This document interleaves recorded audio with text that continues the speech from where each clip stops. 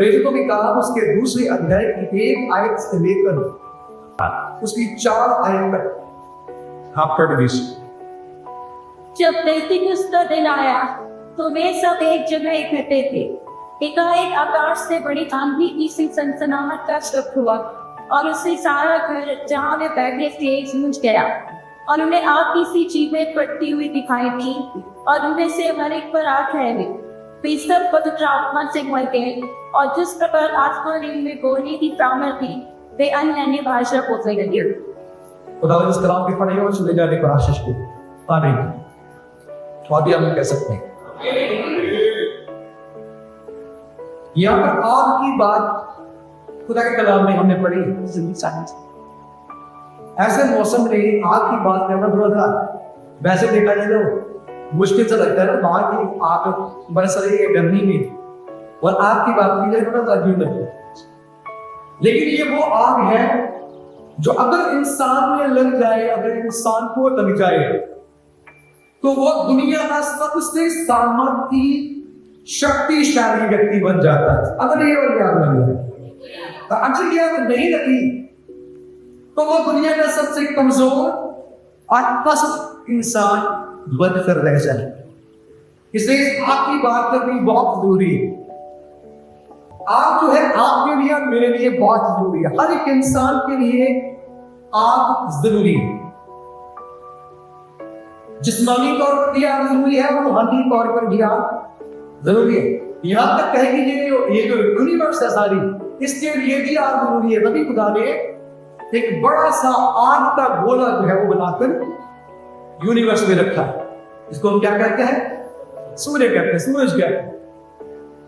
और सूरज की गर्मी से जितना भी ये सारा सौर मंडल है, इसमें बहुत से ग्रह हैं, हमारी धरती आती है, चंद्रमा है, बहुत से सितारे हैं, बहुत से प्लैनेट्स हैं, बहुत कुछ है। उस गर्मी की वजह से ही सब कुछ सही तरीके से काम कर पाता है। अगर वो गर्मी, अगर वो आग ना हो तो सारा जो सिस्टम है इस यूनिवर्स का वो उलट पुलट हो जाएगा। हम जम सकते हैं और सब कुछ तबाह हो सकता है। लेकिन खुदा ने इसीलिए आग को वहां पर भी रखा, हमारे शरीरों में भी रखा। अगर हम सांस लेते हैं, चलते फिरते हैं तो हमारे शरीर में आग है, ठीक है, एनर्जी है, जिससे हम अपने काम को करते हैं। आपके घरों में आप आग यूज करते हैं, आग हर जगह आप देख सकते हैं। और उसी तरीके से जैसे जिस्मानी आग जरूरी है, उसी तरीके से खुदा ने रूहानी आग भी अपने लोगों के लिए रखी है, जिसके बारे में अभी हमने बाइबल में पढ़ा। प्रेरितों का उसके 2 अध्याय उसकी 1 से लेकर 4 आयत। पुराने नियम से बात शुरू करें। यिर्मयाह नबी खुदा का बंदा कहता है, खुदावंद तेरा कलाम मेरी हड्डियों में आग के समान। यह नबी की किताब से 20 अध्याय से 9 आयत में वो इस बात को कहता है, खुदा तेरा कलाम, तेरा वचन मेरी हड्डियों में आग के समान, बदलती आग के समान। खुदा उसी यिर्मयाह से कहता है कि मेरा कलाम तेरे मुंह में आग के समान। यिर्मयाह हड्डियों में भी वो आग की बात करता है, उसके मुंह से आग निकलने की बात हो रही है। यशायाह नबी भी ये बात करता है कि उसके होठों पर खुदा की आग लगी। वो सरदूत आता है और उस अंगारे को आग से धड़कते हुए अंगारे को लेकर उसके होठों पर उस अंगारे को लगा देता है कि यशायाह के होठों पर भी आग आ जाती है। आपको और मुझे अपनी जिंदगी में आग की जरूरत है। आग हमारी हड्डियों में होनी चाहिए, आग हमारे होठों पर होनी चाहिए, आग हमारे आरामों में होनी चाहिए, आग हमारे इंस्ट्रूमेंट्स में होनी चाहिए, आग आप जहां पर बैठे हैं उस जगह पर भी होनी चाहिए, ताकि आग के भी यहाँ से ऊपर जाए और दूसरा यहाँ पर आकर बैठे। आग का असर वो व्यक्ति को भी हो और उसका जीवन भी व्यक्ति को हो जाए। ये पहली कभी ने हुआ था, ये 120 लोगों तक में आपने भरे, इसके बारे में भी हमने पढ़ा।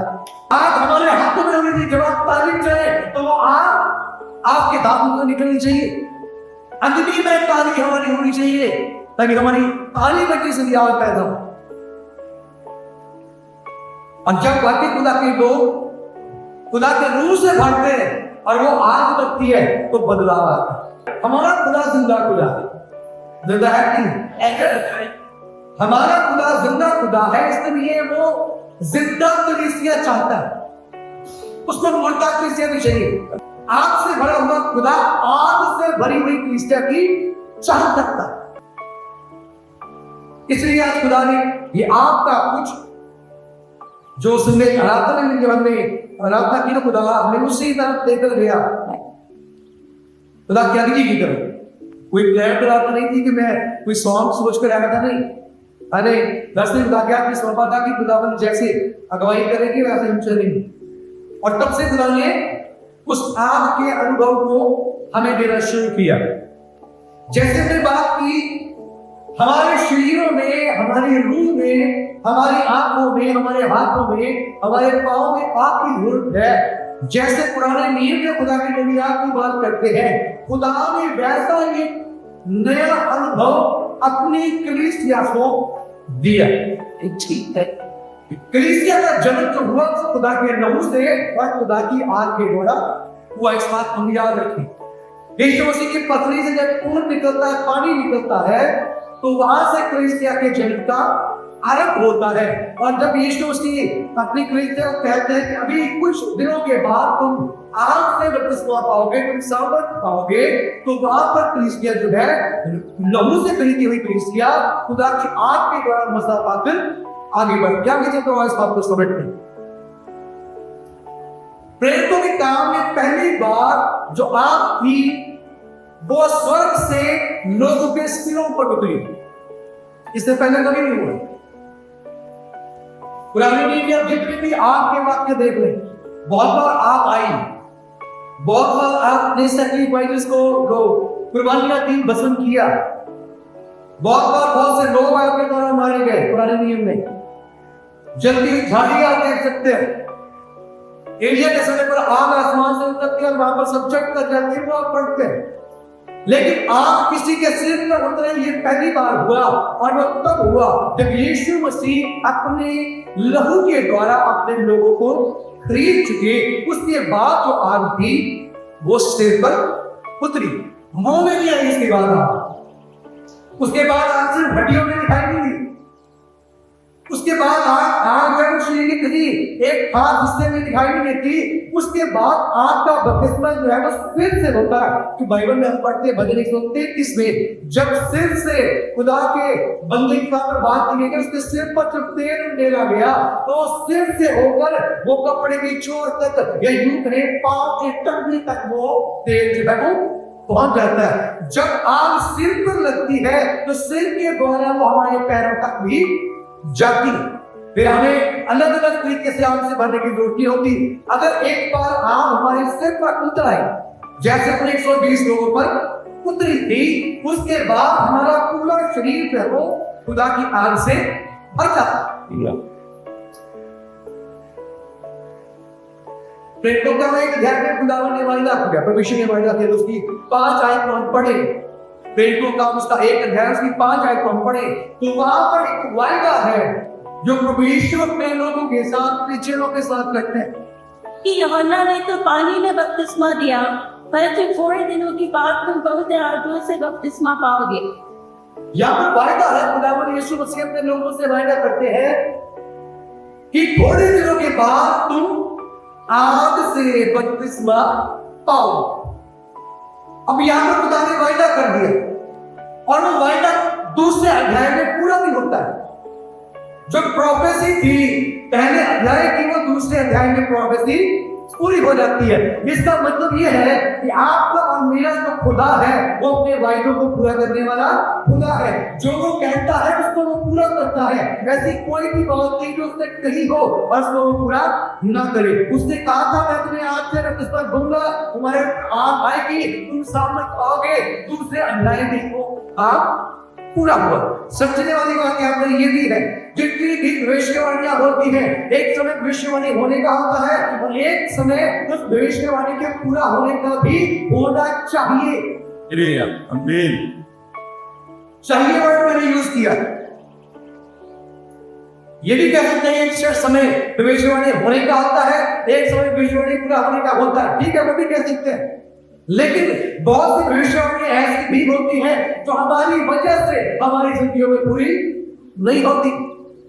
बहुत बार खुदा के बड़े बड़े नबी आकर भविष्यवाणियां करते हैं हमारे लिए, आपके लिए ये होगा वो होगा, ठीक है, खुदा की तरफ से भविष्यवाणी आपके लिए रिलीज होगी, वो आएगा आपके लिए आ गया, लेकिन वो तब तक पूरा नहीं होगा जब तक वो जिंदगी जो उस वायदे के पूरा होने के लिए जरूरी है वो आप और मैं नहीं जीते। वो तैयारी हम जब तक नहीं करते तब तक वो वायदा, वो प्रोफेसी हमारी लाइफ में पूरी नहीं होगी। इसलिए जरूरी ये है कि जो भविष्यवाणियां हुई है वो पूरी भी हो। खुदा की तरफ से कोई डिले नहीं होती, खुदा पूरी करता है। आपकी और मेरी तरफ से भी डिले जरूर हो सकती है। अगर कोई भविष्यवाणी पूरी नहीं हो रही, अपने जीवन को जाकर हम देख सकते हैं। वो देखता है 1 साल पहले, 2 साल पहले, 5 साल पहले कुछ भविष्यवाणियां आप और मेरे लिए हुई होंगी, हम आपको जानकर देख सकते हैं। वो देखता वो रूहानी हो, वो देखता जिस्मानी भी। अगर वो अब तक पूरी नहीं हुई, हो सकता है उसको भूल ही गए। हमने सोचा शायद ऐसी किसी खुदा की बात ने कह दिया था, ऐसे मुझे दर्शन मिला था, ऐसे खुदा ने अपने नाम के द्वारा कह दिया होगा, मेरे लिए नहीं की। अगर ये सोच है, इतने सालों से आप भूल चुके हैं उस बात को, तो हमें बैठकर सोचना पड़ेगा और जांचना पड़ेगा कि खुदा के कलाम के मुताबिक जो भविष्यवाणी खुदा के कलाम के द्वारा हो जाती है वो पूरा हुए बगैर नहीं रह सकती, वो पूरा जरूर होती है। कितनी भी भविष्यवाणियां भगवान यीशु ने आपको मेरे लिए की है, एक किसी चीज वाली इन बातों को आज नहीं उसका पूरा होना जरूरी है। क्या उसका पूरा होना सिर्फ उन्हें एक को ग्रीक लोग नहीं सुनिता नहीं आज जरूरी है, आज दूरी है नहीं है, सोच समझ कर बोलिए, वो है बात जरूरी है, जरूरी है, बिल्कुल जरूरी है। इसलिए खुदा ने जो आग की सामर्थ हमें देने का वायदा किया, जो सामर्थ खुदा ने दी है, खुदा आग की सामर्थ है, लेकिन इसके साथ आग की सामर्थ खुदा ने कलीसिया को दी है। बगैर आग के कलीसिया नहीं। कलीसिया है ही वो जिसको आग लग जाती है। असल में 5 कुंवारियां वही खुदा के साथ गई जिनके पास जलती हुई आग थी। कहने को अपने आप मसीह कहती थी सारी 10 की 10 थी, लेकिन बुझी हुई आग वाली खुदा की नजर में कलीसिया वो कलीसिया नहीं जो उसके साथ जा सकती है। खुदा के साथ जाना है, खुदा है वो आग है, और आग के साथ अगर जाना है तो हमें आग बनना पड़ेगा। इसलिए खुदा ने अपनी कलीसिया को, अपनी दुल्हन को, इससे पहले कि वो उस कमरे से बाहर निकलती, वह दुनिया में जाती, अपनी आग उनके ऊपर उड़े। सुबह सुबह का वक्त था, अर्ली मॉर्निंग था, भाई लोग पढ़ते हो, अगर उसको आगे थोड़ा बहुत पढ़ेगा सुबह के अंदर 9 बजे का टाइम, और जैसे भी आसपास ये कहीं 9 बजे के आसपास का टाइम है,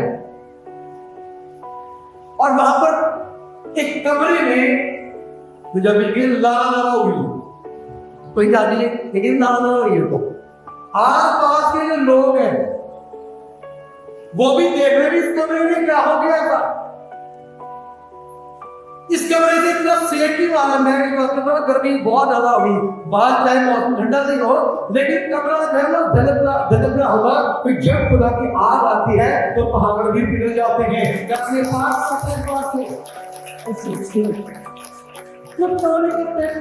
होगा, अलग होगा, और बाहर के लोग खड़े थे, उन्होंने क्या होगा, बहुत ज्यादा लाइट इसके अंदर चल रही है, 120 लोगों पर आग लगी हुई है, और आग में कोई छोटी मोटी लाइट नहीं है, वो खुदा की आग है, जो खुद आग है। उसने अपनी आग में से 120 लोगों के ऊपर जीव है। आग की जीव जैसे आपकी जीव होती है, ऐसी वो आग थी, और जीव का मकसद था वो भी आगे जाकर देखो। आग का घोड़ा भी आ सकता था, सुंदर होकर रावण बन जाता, चल आग का बादल आ सकता था, सबके ऊपर एक बार क्या रहता, आग का पूरा, जैसे जब वो चलते थे 39 सालों के तरह कहता थी आग होती, आग का खंभा उनके आगे भी, तो आग का खंभा भी आ सकता था, उनके बीच में खड़ा रहता, उनके ऊपर सिरों के ऊपर एक बार आ जाती, 120 अलग अलग आगे हैं। आग एक थी, उसमें से 120 जीतें बनी और वो 120 लोगों के ऊपर आकर टहल। सुबह सुबह का वक्त था और वहां पर माहौल बड़ा गड़बड़ा हुआ,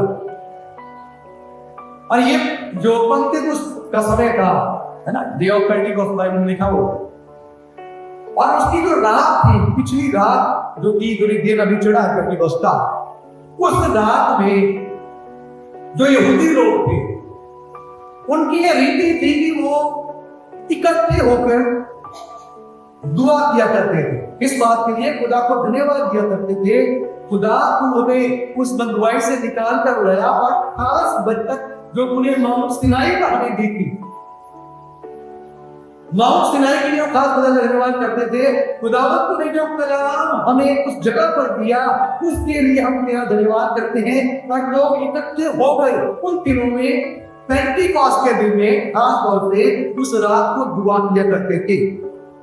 तो हम मान सकते हैं कि जो चेले इकट्ठे हुए हैं वो भी खुदा का धन्यवाद कर रहे हैं। खुदा का धन्यवाद कि उन्हें सिनाई पर्वत पर उस आग को उतारा, सिनाई पर्वत से उस आग में से होकर हमें अपना कलाम दिया।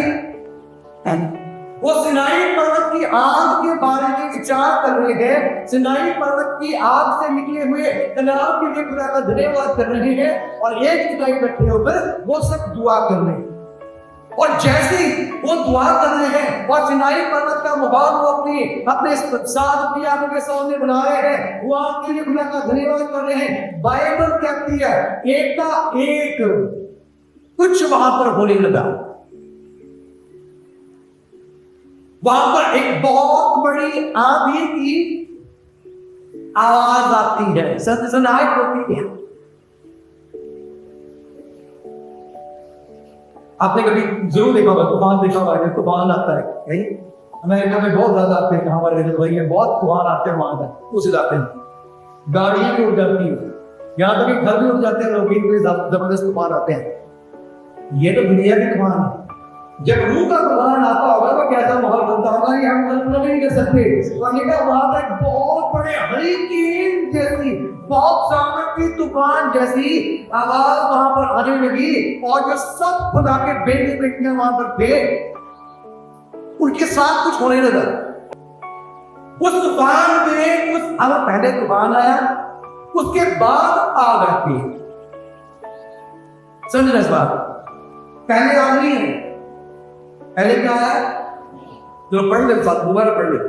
एक आकाश से बड़ी आंधी की सी सनसनाहट का शब्द हुआ, और उससे सारा घर जहां बैठने के गूंज गया।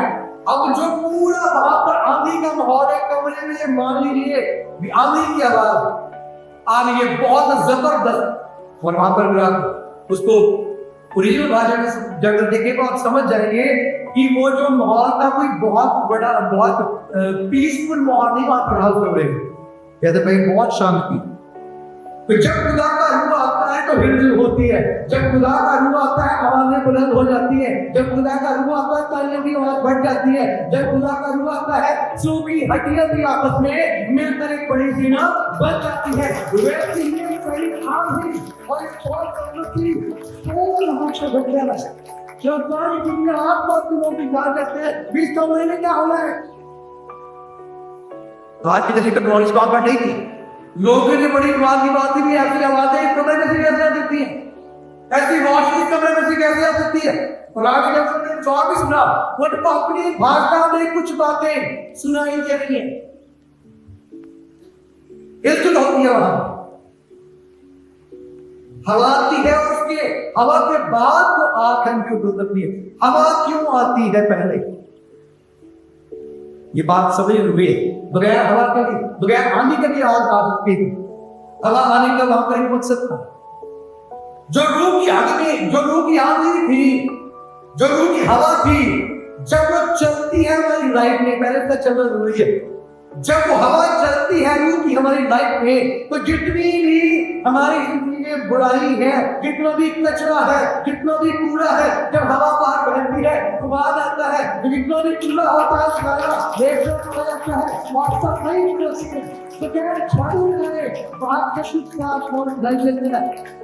किसी ने जब खुदा की आग आती है उससे पहले हमारी लाइफ में खुदा पाक की हवा चलती है और वो हमें हमारे जीवन से सारा कचरा जो है वो समेट कर दूर कर देती है। कितना दूर करती है? जितना पूरब पश्चिम से दूर है, इतनी दूर वो हवा उस कचरे को ले जाती है, बातों को ले जाती है कि वो दोबारा खुदा की जमीन में नहीं जा पाता। अगर शैतान आपको ये कहता तो खुदा की आग नहीं ले सकता, वो गलत है और वो झूठा है। खुदा ने आग जो है हर एक विश्वासी के लिए रखी है।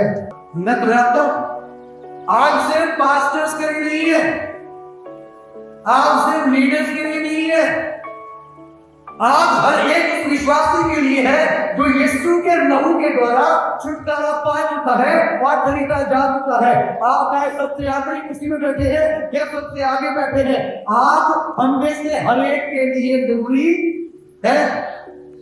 अभी तो 120 लोगों पर थी, नहीं तो 2-4 बोतल की परस्पर में से बड़ा होगा बड़ा वास्तव को पता वहां पर सबसे मेन उसी पर एक बड़ी सी सही आग उतरती और बाकी जगह थे पता जी पर आग उतराई है। अब पता जी जो है वो खुदा का काम करेगी, खुदा ने वो अलग किया। अब पकड़ के पास सामने नहीं, जो उस हॉल में सबसे पीछे बैठी हुई एक साधारण और कमजोर दिखने वाली व्यक्ति, उस पर ही वैसी आग उतरी जैसी खुदा के बंदे खत्म कर रही थी। और ये हमारी बात है, हमारा खुदा नहीं करता है, सबको एक बराबर देखता है, आगे पीछे सबको खुदा ने कलाम कहता है।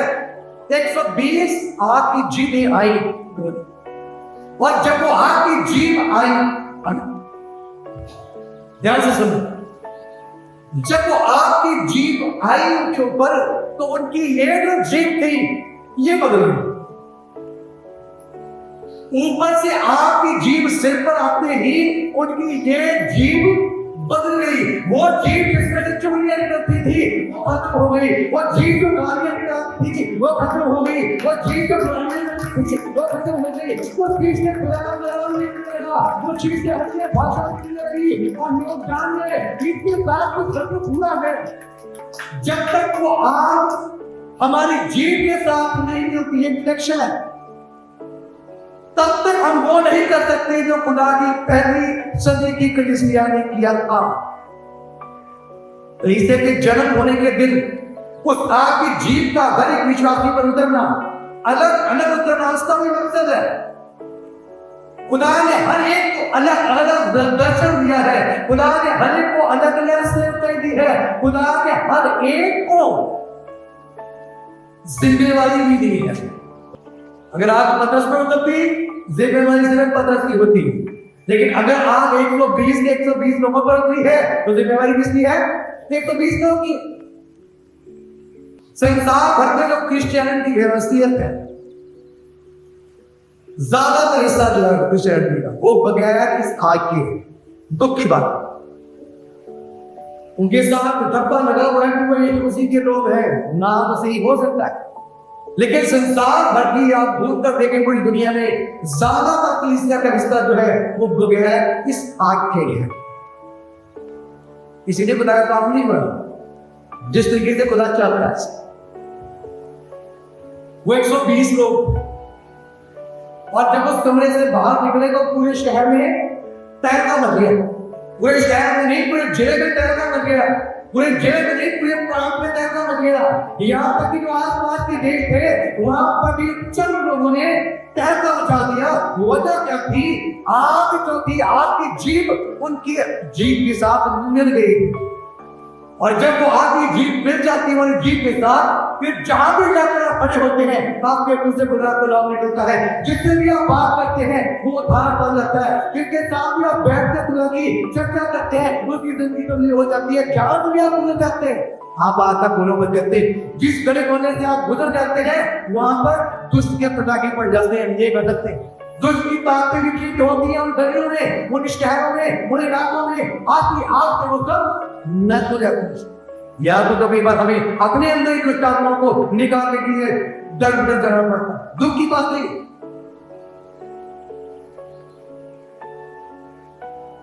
खुदा की कलीसिया के लिए खुदा का मकसद बहुत बड़ा। खुदा चाहता है कि हर एक के ऊपर वो आग हो, हर एक के ऊपर, चाहे वो बच्चा ही क्यों ना हो इसमें।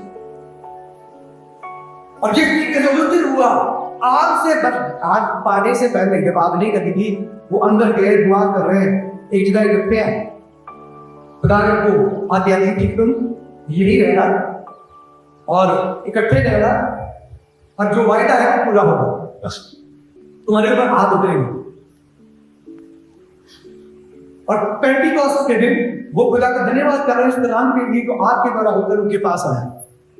खुदा ने उनको आग बताई कि इससे ऊपर आग आ जाती है, और वो आग उनके मुंह से होकर निकलने लगती है, उनकी आंखों से वो आग निकलने लगती है, उनके हाथों से वो आग निकलने लगती है, उनके पैरों से वो आग निकलने लगती है, और जहां जहां से भी वो होकर जाते हैं बदलाव आने लगते हैं, चीजें बदलने लगती हैं।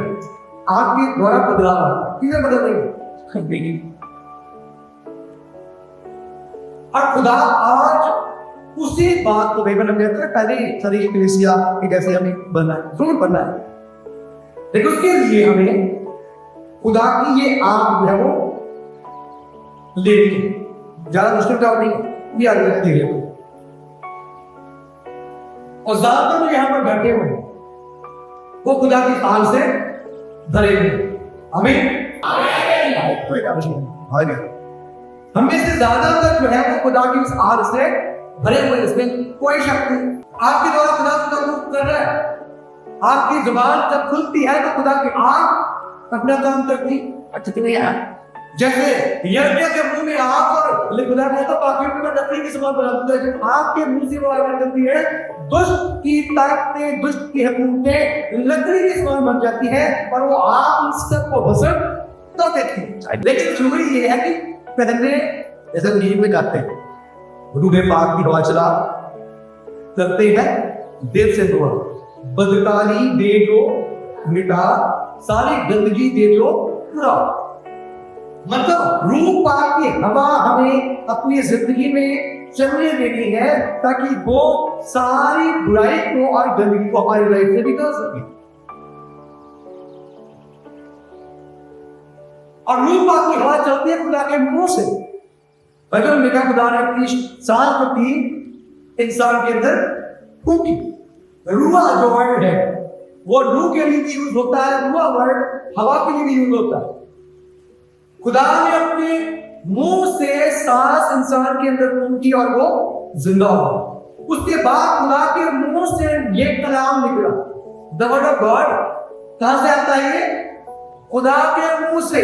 और जब ये खुदा, ये भी खुदा की हवा है, उसके रूह की हवा है, और जब ये खुदा की हवा, एक हवा बहुत ही इंसान के अंदर नहीं वो जिंदा हो गया, एक हवा ये है, जब ये हमारे अंदर आती है, इस रूह की हवा से हमारी जिंदगी की सारी गंदगी दूर हो जाती है, और हम तैयार हो जाते हैं कि हमारे ऊपर खुदा की आग उतरे। अगर बगैर रूह की हवा के आग उतरे, बड़ी खतरनाक बात है।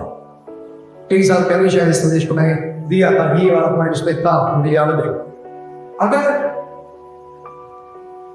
वो हवा की बात है, वो अलग टॉपिक था, लेकिन अगर हवा चलने से पहले आग आ जाए तो सामर्थ्य नहीं मिलती, ताकत नहीं आती, भस्म हो जाता है। अगर रूह की हवा चलने से पहले, रूह की हवा से पहले आग आ जाए तो काम तमाम है। लेकिन अगर आग के आगे हवा चले, समझ लीजिए खुदा आपके जीवन में बड़ा काम करने जा रहा है, और अपने सामने को बढ़ने जा रहा है।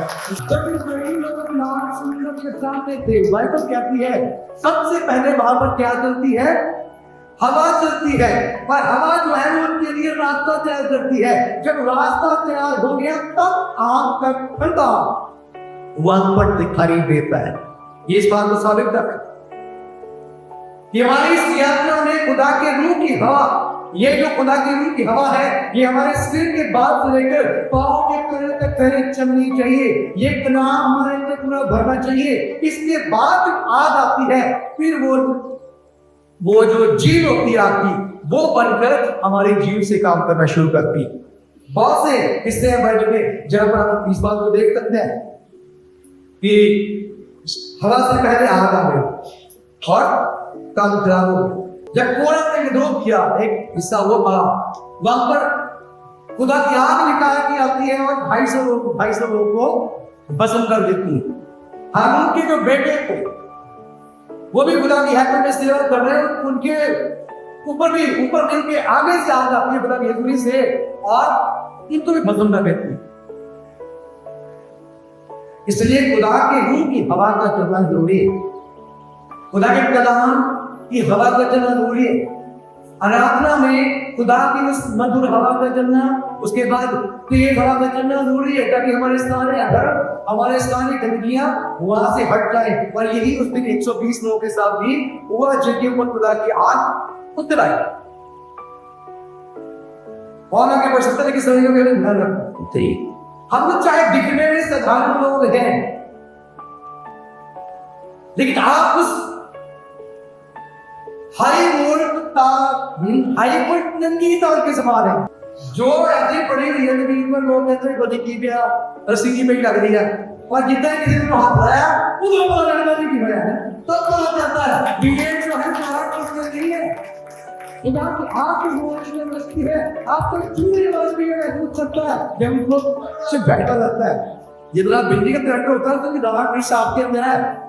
इस बात को याद रखें, कभी भी शैतान आपको घबरा ना करे, ड्राइवर नहीं तू तो पाती है आंखों कुछ नहीं कर सकता, तू ऐसे तू वैसे, उस दुष्ट को बताए कि मैं यीशु मसीह के नाम से खरीद लिया गया हूँ, मैं यीशु मसीह के नाम से खुल चुका हूँ, और मेरे अंदर खुदा का भाग रहना है, ये सब मंदिर है, बस काम में मेरे ऊपर वैसी है, और जैसे दूर है काश्मीर प्रोजेक्ट का दूरी है, तो इतना बना के प्रचार वाली में तो बड़े जब बिजली पड़ती है आसमानी बत्ती देखकर मैंने ऐसे ही देखा, क्योंकि असली में देखा नहीं, वो बंदा जरा काला ही रहता है, मतलब कई बार तो कहते हैं सवाई में रहता है, मतलब मैंने देखा नहीं, कभी नहीं सुनाई बाहर कैसे हो जाते हैं दिखाते वीडियो में, हाथ में ऐसे काला बंदा रहता है जैसे वो खेत के खड़ा किया पे डरना तो वैसा बंदा रहता है। शैतान को बताया था अगर कोई लोग घर पे जाकर के मन में जाता है तो कुछ नहीं कर सकता, तू हरा हुआ है, तूने बहुत बात की है, उसको बताए भीतर में क्या दबा दिया ना मेरा दिल मेरे अंदर आ